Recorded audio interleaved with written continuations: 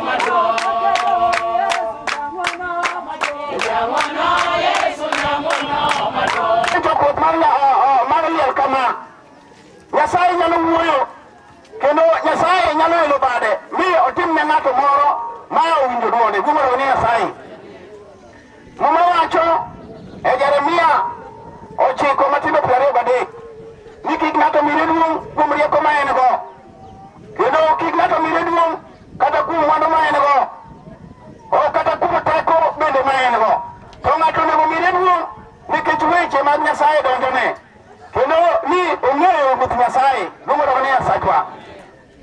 Ka weche mag Nyasaye donjo ne ng'ato, nitie Nyasaye madong' wuoyo kodwa Ayiri no kibiro winjo wach Nyasaye, luoro ni Nyasaye. Onge na madongo. En mat mokwongo mawinjo weche mag Jehova Nyasaye. En mat mokwongo manare. Weche mag Nyasaye nyalo rangone. Luoro ni Nyasaye. Inodi kamoro mek mabuti. Osiepe piny gi wuondo ya kumbago wangi mon jola. Yonge Yesu dala nono. Yonge Yesu dala nono. Osiepe piny gi wuondo ya kumbago wangi mon tela. Yonge Yesu dala nono. Yonge Yesu dala nono.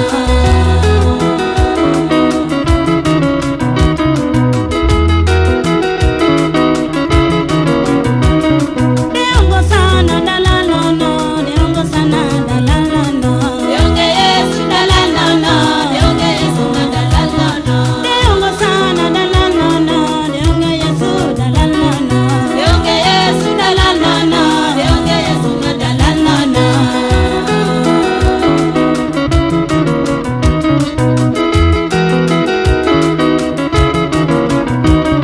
Anyola bende gihimo ya kumbago wangi mon jola. Yonge Yesu dala nono. Yonge Yesu dala nono. Anyola bende gimanyo ya babago wangi mon lona. Yonge Yesu dala nono. Yonge Yesu dala nono.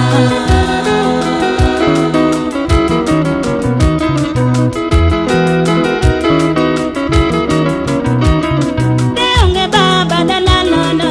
Deonge sana dala nono. Yonge Yesu dala nono. Yonge Yesu dala nono. Deonge Yesu dala nono.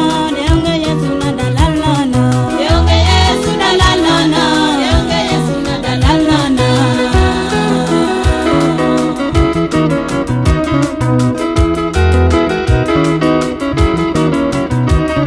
Edine piny gi wuondo ya kumbago wangi mon lona. Yonge Yesu dala nono. Yonge Yesu dala nono. Edine piny gi wuondo ya babago wangi mon lona. Yonge Yesu dala nono. Yonge Yesu dala nono.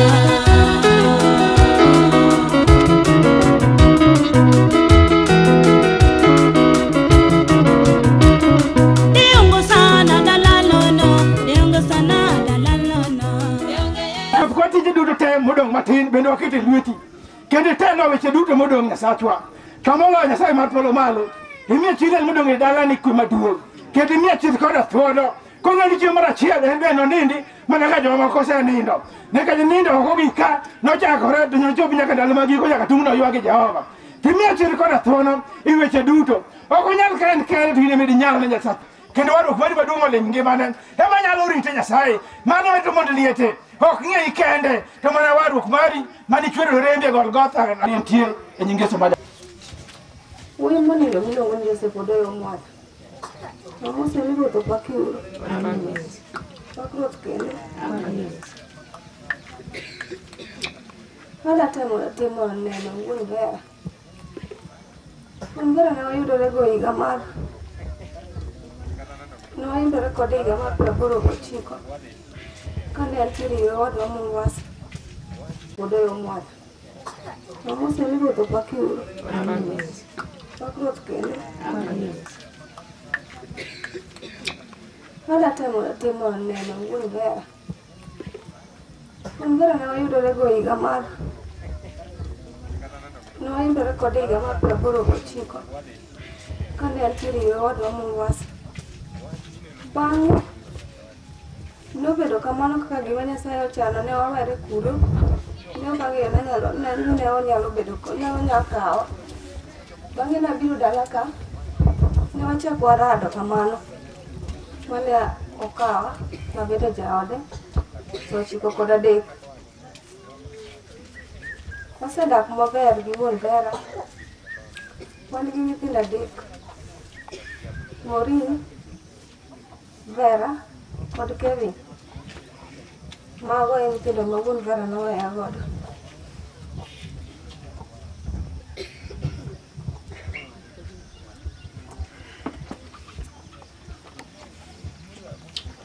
Wasedak maber.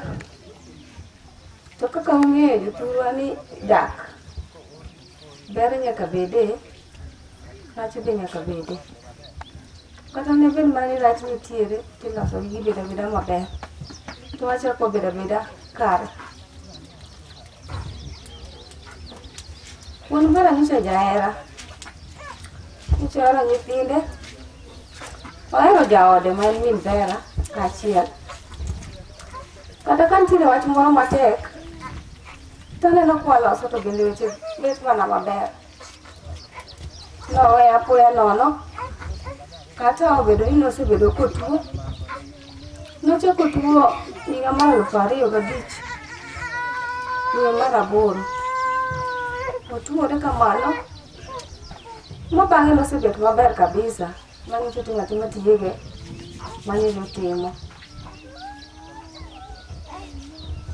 Bang'e, kaka dwaro mar piny nowuok mondo manye ni nyithinde kaka nyithindo gi manyicho hera, ok odwa ni mondo chandre.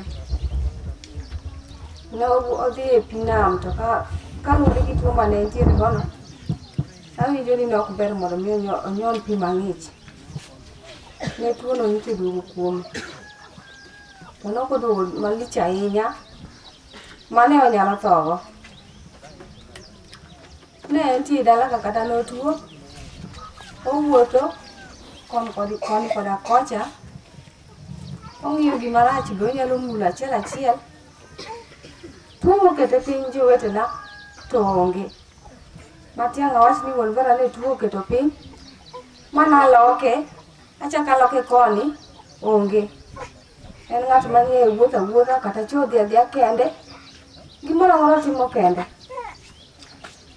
Chieng' moro nowuok odhi Ahero, inyisa ni kaka ofuolo owinjo koreno, samoro dipo nono ni ahondane mar nyocha yud tuo mar TB kuomeno nyalo duogo. We adhi ane osiptal mondo jogo odhi opime ane ka dipo nono ni nyalo duogo. Nodhi adhiya kende, onge ng'ama notere. Chieng'no nokaka chupnigo to duogo. Kiny ochako mondo dok, obiro gi ginene, otero okego, oduoko. Tuo manoyudi ne onge. Koro, chieng'no bende ne odhi town gokinyi, odhi mana town kuro kende moduogo mogona simu, ni osechopo town kendo oduogo, orawo Ahero, ekobiro. To gima nobwoga ahinya, chieng' moro, ogona simu ni adhi ire e kind ka min Mary. To kod kamoro ni ka dala moro manie batheno. Nadhi anena. Awacho ni ang'o miadhi ire, kaka ogo simuno to be aketa piny, ng'weche mogola kadhi ire. Kadhi ire, to ayudo ka ool, kendo ni nowuotho, koro winjo ka muche ng'adore. Wabiro kode kaachiel mochopo dala. Obiro, kosebiro, odhi ot kuma nyicho ninde, onindo aninda maber. Nayudo ondikne yedhe moko kanyo, onyiewo momuonyo. Chieng' makoro nogik ma chieng' makoro kasto piyo ni tothoeno, wantiere nyie kacha wantiere gi riwruok moro matin mar Nyika Boda. Nitie pesa moro mane nitiere nyamera moro be noyudo chandruok. Ne chuna ni ane manoyiera ni mondo ater kuro endo to chiew maber. Koro ambe awe ni babo gi chiew maber adier. Koro anana kawaida gi jowadwa kaka ne wadhi wuoth. Kana biro ka apenje ni to iriyo nade, to nyisa ni ariyo maber wuon Vera, mak mana ni yoro gotieno nafuol ahinya. Koro awinjo ka gima kora antiere gi problem e ginene. Okona ni onge gima tima min Vera, bed gi kwe. Akona ni onge gima timi. Awe kamano. Atiyo taya. Okona ni taya no hinya giro. Anege. Kasto mana nindo, noka nindo. Kapinyoru, okona ni min Vera, oka nindo. Apenji ni okinindo nang'o. Nawinjo ka ntiere kora ne onge. Noko bet piny ni onindo ni aloke. Ni wuoth notame. Mane nenda kod wuon ber. Maduong' ni owaya gi nyithindo adek. Noherogi kabisa. An to ok ahero keto nyithindo machiegni ahinya nikech iya wang' ga samoro ok adwa nanuore nyithindo weche. To en to noketogi machiegni.